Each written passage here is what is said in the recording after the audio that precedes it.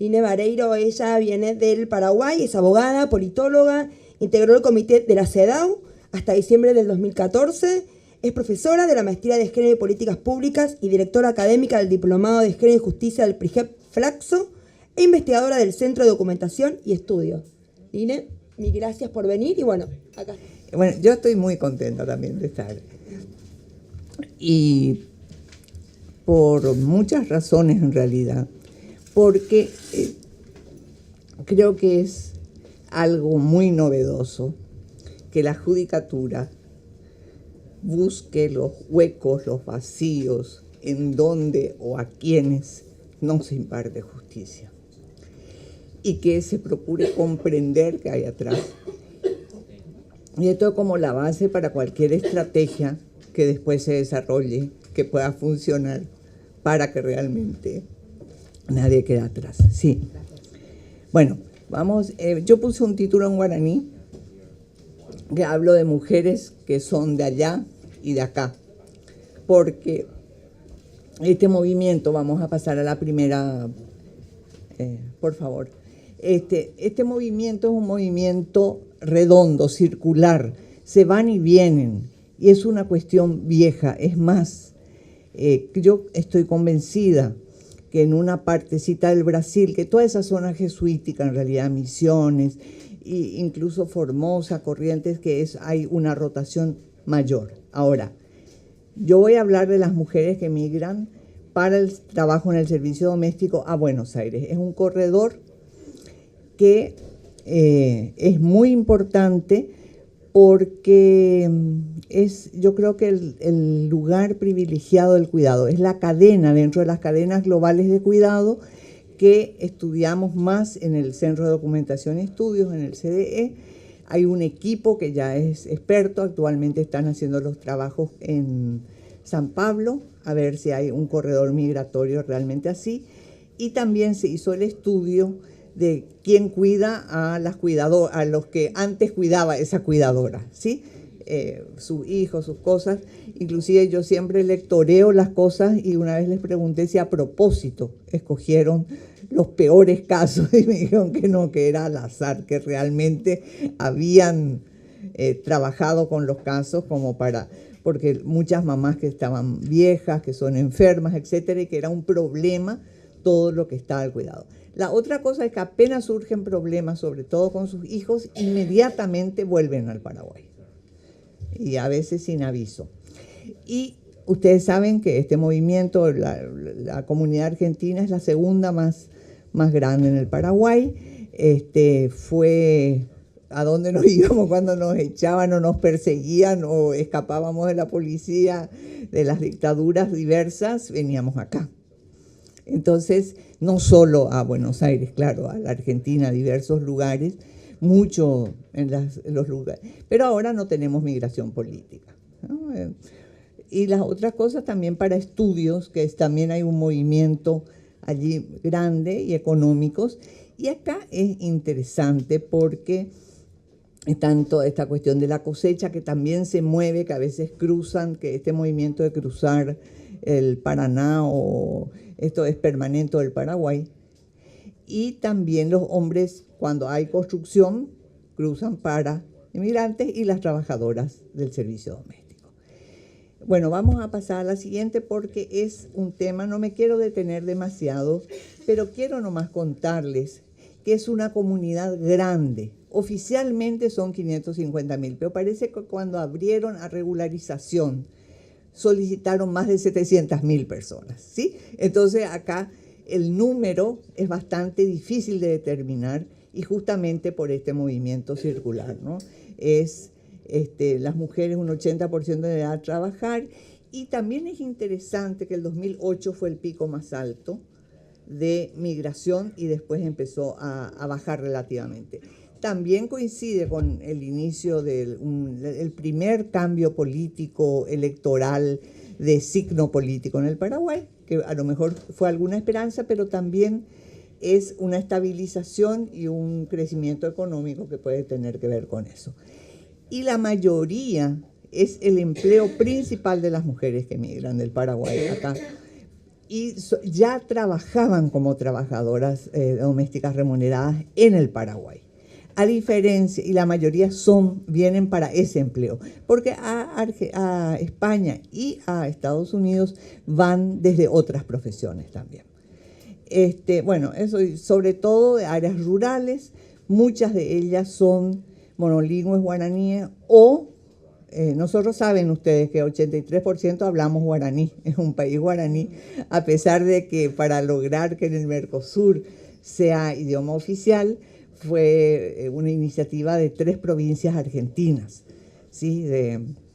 Y en Formosa, una vez que me fui a hacer una charla allí con una asamblea enorme de mujeres, me recibieron ya en guaraní, toda la gente de la gobernación tenía clases y hablaba bien. Bueno, y son sobre todo solteras, pero la ausencia de compañero o pareja no significa que no tengan hijos. Es más, la mayoría tienen hijos y eso les hace venir, sospechan mis compañeros, no pueden todavía asegurar. Y eso de que mis compañeros, mis compañeras, es porque en el CDE, bueno, yo empecé a interesarme con este tema, no de migración, sino de las trabajadoras del servicio doméstico, porque estudio el poder comúnmente. Y me di cuenta que había un montón, una situación grande del no poder y en condiciones laborales que no te permiten realmente pelear otras condiciones. Y empezaban las primeras, Uruguay y Bolivia fueron los primeros países que modificaron en los primeros años del 2000 y fueron los primeros que empezaron a adoptar leyes igualitarias, porque la discriminación legal del trabajo doméstico es la única discriminación así abierta a un tipo de trabajo y es una vergüenza realmente porque es tan extendido. En mi interpretación se debía a que demasiada gente se beneficiaba con esta situación. Entonces no tenían problemas, inclusive tenía una alumna que trató de hacer el análisis del discurso de los senadores del Paraguay cuando se planteó el cambio legislativo, que era terrible, decían cualquier gato hace ese trabajo. Sí, vamos a pasar al otro porque es, ahora yo vinculé con 2 cosas el trabajo del equipo, que son Clie Soto, Patricio Dobré. Patricio es argentino y él sí se fue al Paraguay a estudiar y se quedó con nosotros, y Miriam González, que es actualmente la directora del CDE. El convenio 189 de la OIT es el instrumento más importante internacional que tenemos en este momento. ¿Por qué? Porque es vinculante, ¿sí? Y esto no es poca cosa, o sea, porque al ratificarse se convierte en ley en los países, sobre todo en nuestros sistemas monistas, porque América Latina tiene esta ventaja, no así el Caribe. Entró en vigencia el 2013, quiere decir, está ya en vigencia, en 2 años entró en vigencia, se tuvo rápido las ratificaciones.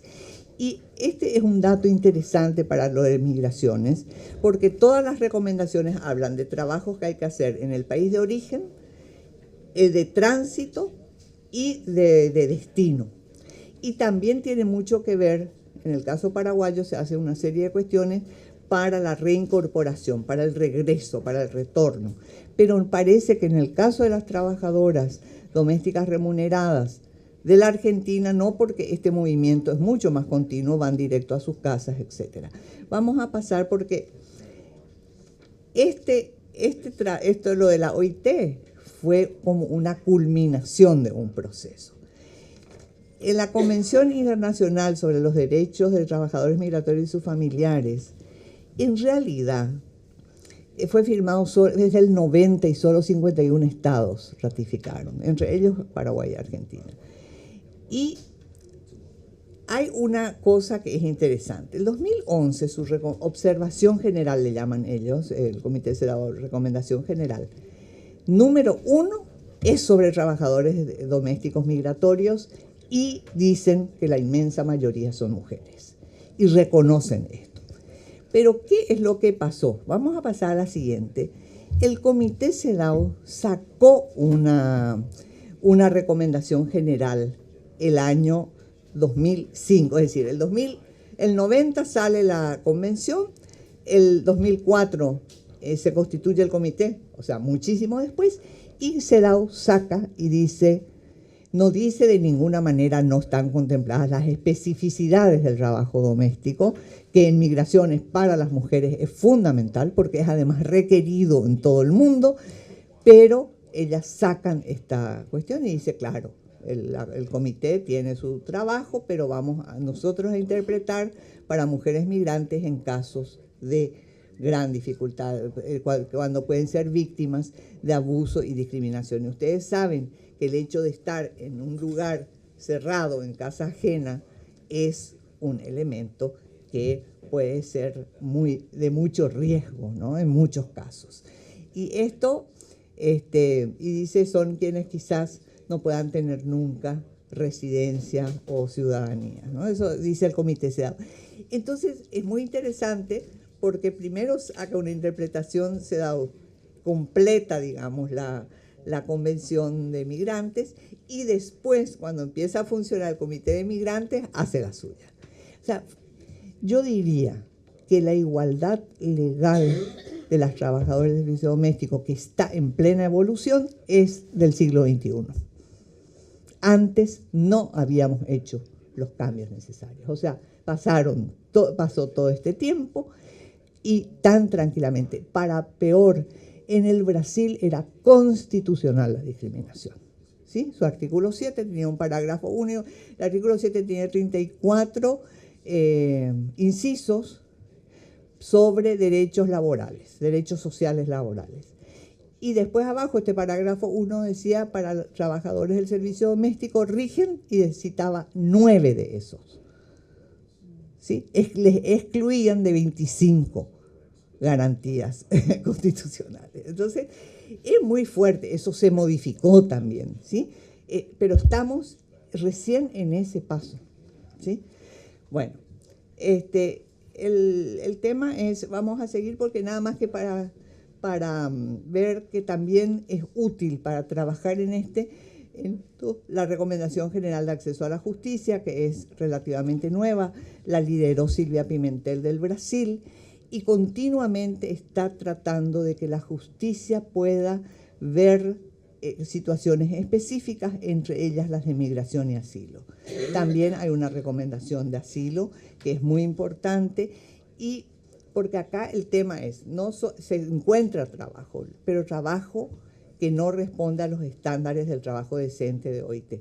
Nos gusta o no nos gusta el término de decente, es el que se usa y es el que tenemos como instrumento, es lo que usa la OIT. Vamos a pasar a la siguiente, porque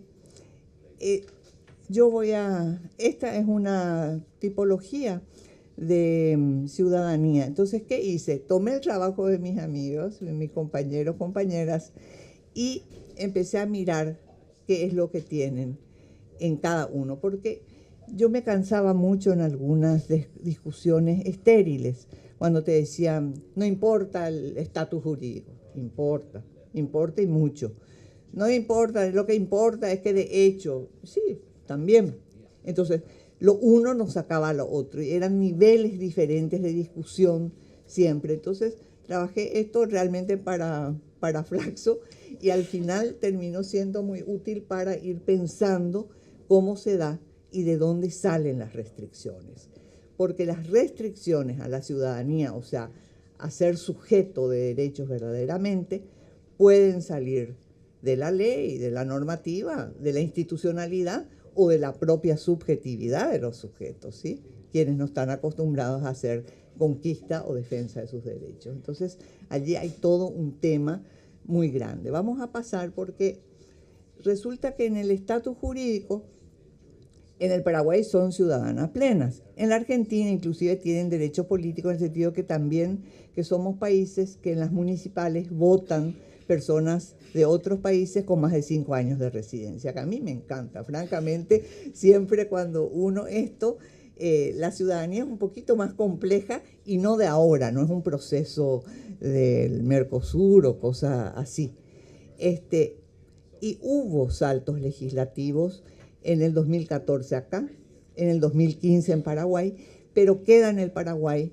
Miren, fue impresionante. Se intentó muchísimas veces. Finalmente se logra, pero mantuvieron la discriminación salarial. Como que el salario mínimo de todo trabajador no vale para el trabajo en el servicio doméstico. ¿Sí? Aquí es igual. Bueno, entonces, las trabajadoras, que ahora tenemos 3 asociaciones muy activas, pusieron esto. Y acá tienen ciertos derechos políticos, todos los civiles y sociales y la legislación. Entonces, este tema es muy duro. Y ¿saben qué? En las relaciones de género, acá estamos hablando en muchos casos mujer-mujer, ¿sí? Una mujer que te libera del trabajo o del cuidado, inclusive, porque a veces el trabajo en el servicio doméstico es preparatorio del cuidado, es decir, hacen la comida para que la mamá le dé a la criatura, pero, o a la mamá o a la abuela o lo que fuere. Pero ese trabajo vale menos, vale en serio todavía menos. Y lo que nuestra obligación es lograr que valga igual, ¿sí? Y que tengan acceso a la justicia y que todas las cosas. Vamos a pasar porque acá ustedes saben que, bueno, cuando no hay incompatibilidad, dice Parsons, ¿no? Yo tomé de él, en ciudadanía plena, si es que si sos parte de una subcomunidad no te impide tener todos los derechos. Pero ellas tienen ciudadanía restringida en realidad, por motivos de sexo, género, de calidad del trabajo, el tipo de trabajo, por ser migrantes, que son todas cosas más objetivas, y por su propio sentido de ciudadanía. Por ejemplo, les cuesta enormemente o no discuten las condiciones laborales. Entonces, tenemos una relación sin condicionamientos y sin ser interpretadas en clave de derechos. La interpretación es más bien tiene que ver como con bondad de la familia empleadora, o con que son malos. Y entonces, cuando se sienten explotadas, que probablemente sean casi siempre, pero cuando se sienten, no siempre se sienten, entonces no discuten mucho, no negocian las trabajadoras domésticas paraguayas, se van. Y yo aprendí eso, también es más extendido en el Paraguay. Una vez, de casualidad, realmente en un debate, una chica que era de áreas rurales y demás, me dijo, yo no estoy de acuerdo con nada de lo que vos decís, pero yo no te puedo ganar a vos. Entonces, la opción es simplemente no discuto y me voy, les planto a ellos. Y este es un tema, vamos a pasar al siguiente porque continúan las restricciones. No cumple los estándares del trabajo decente, que es productivo, realizado con seguridad, etcétera. Esto está la definición en la página web de la OIT, pero es bueno recordar y es bueno ver por qué esto no cumple esos estándares. Pasemos a la siguiente porque, sí, acá cuando es general universal es una cosa, pero cuando es específico hay una identidad reproductora. Ellas por ser reproductoras, por tener hijos, vienen a trabajar, son trabajadoras, mantienen a sus familias, pero no es una mentalidad de ciudadanas, ¿sí? Podrían hacerlo sin ley, porque igual se les requiere y hacen en las condiciones que pueden. ¿Sí? Este es un tema muy importante.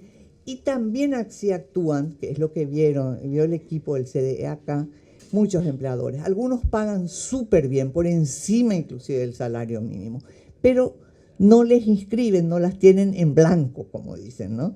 Entonces, no se les inscribe en la seguridad social, o al revés, se les inscribe, pero se rompe, por ejemplo, ampliando el horario. Para ellas valoran mucho el cumplimiento del horario. Eso vimos acá en la Argentina, que es muy importante, ese cumplimiento de las normas de seguridad social, buen trato, pero generalmente ellos leen como bondad nomás. Como que buena gente que hacen esto, no como una cosa que es obligación, ¿sí? Entonces, vamos a seguir porque esto es importantísimo. La verdad es que en el caso de paraguayas no están sindicalizadas o asociadas. En el Paraguay sí, son las migrantes las que no. Entonces, inclusive cuando se hizo el convenio de la OIT, se hizo como una alianza de trabajadoras domésticas remuneradas de Uruguay, Paraguay, Argentina, Brasil. Fue genial, inclusive para la reorganización nosotros contamos con Creusa de Oliveira, que es una gran líder del Brasil. Pero y ellas estuvieron en Ginebra, participaron en los debates previos al convenio, pero no las migrantes. ¿Sí? Ellas están fuera. ¿Qué son importantes para las migrantes? Las redes de connacionales y las redes familiares. Las reciben, no es que llegan a la terminal de ómnibus y no hay nadie, no, las esperan, las acogen, tienen un lugar donde van a dormir. Esto es muy importante, ese es su mundo de referencia, esa es su protección. Las redes familiares y de connacionales. Vamos a ver más, estamos ya a 5 minutos. Estos estudios. Bueno, este es uno que yo nomás siempre insisto, que Marshall estudió para el caso de Inglaterra y encontró tres momentos y 3 tipos de derechos civiles, políticos y sociales en 3 siglos diferentes y tenía que ver con un proceso histórico concreto. De todas formas, nosotros siempre estamos discutiendo si los derechos sexuales y los derechos reproductivos son parte o no de eso, porque realmente son debates que no había de esa manera, por lo menos, en los estudios de Marshall. Marshall, pobre, hizo este artículo de 50 páginas que revolucionó todo, ¿no? Entonces nos enojamos porque él no contempló todo, pero la verdad es que dio un gran aporte a esta idea amplia de ciudadanía y entender que los temas de conquistas laborales son temas de ciudadanía, ¿sí? No es solamente poder votar o ser electos. En el caso, por ejemplo, también yo le entrevisté a Patricio y le dije, bueno, valoraron que en el Paraguay nunca se prohibieron los anticonceptivos y acá hubo una lucha inclusive para que sean legales. Me dijo, no, es como que fuera de todo el circuito, en sí o no, porque de todas formas se accede si es que se quiere. Entonces, vamos a pasar. Les quiero contar nomás que hay limitaciones, que hay preguntas que yo tenía, que hice a mis compañeros, aparte de estar revisando esto con esta tipología de ciudadanía, y hay cuestiones. No pueden ellos todavía establecer, parece que en el caso de Brasil sí, pero entre la migración para el trabajo en el servicio doméstico y la trata de mujeres con fines sexuales. Porque ustedes saben que hay una gran trata de mujeres del Paraguay con fines sexuales a la Argentina. Lo que no pudieron establecer, no es que hay esta cuestión y es muy seria, pero el vínculo de venir como trabajadora doméstica y terminar en un prostíbulo en Córdoba o lo que fuere, esto no pudimos establecer de manera alguna, ¿sí? También no se pudo registrar casos de acoso y abuso o violencia sexual. Hace poquito yo tuve el honor de presentar el trabajo de unas amigas de otro centro y ellas, cuando vieron el caso de mujeres jóvenes con acoso y encontraron que violación se había dado solamente a trabajadoras del servicio doméstico, ¿sí? No a las que trabajaban en la fábrica, no a las que trabajaban en oficinas públicas. Había acoso, había manoseos, había una serie de cosas, pero violación solamente con esa desprotección. Pregunté mucho y no pudieron registrar tampoco nada así en la Argentina. No digo que no suceda. La otra cosa es el tema de la lengua. Como hablamos castellano y a veces mal, no parece, sin embargo, constituir una limitación muy seria. Parece que hay una rápida adaptación y se agencian para la comunicación. Las que hablan bien, las que hablan mal. Pero se comunican, establecen cosas y ahí juegan un rol importante las redes familiares y de connacionales. Y lo que me dijo mucho Cli de Soto es, mira, Line, le dije, pero tienen muchas cosas que no inscribieron, no están en la seguridad social. Dijo, nosotros hicimos el estudio muy poco tiempo, después de aprobarse la normativa más igualitaria. Entonces no sabemos todavía si esto va a cambiar con el tiempo. Era demasiado reciente, entonces hay que tener esto en cuenta, ¿sí? Entonces es así, y bueno, ahí después atrás les anoté también cuáles son las fuentes de este trabajo y cómo podemos, a partir de investigaciones que realizan algunos equipos, tratar nosotros de interpretar con las claves de nuestro trabajo jurídico, entonces, para poder acercarnos y entender y pensar en estrategias para que haya una ciudadanía activa de las trabajadoras tan importantes como son las del trabajo doméstico.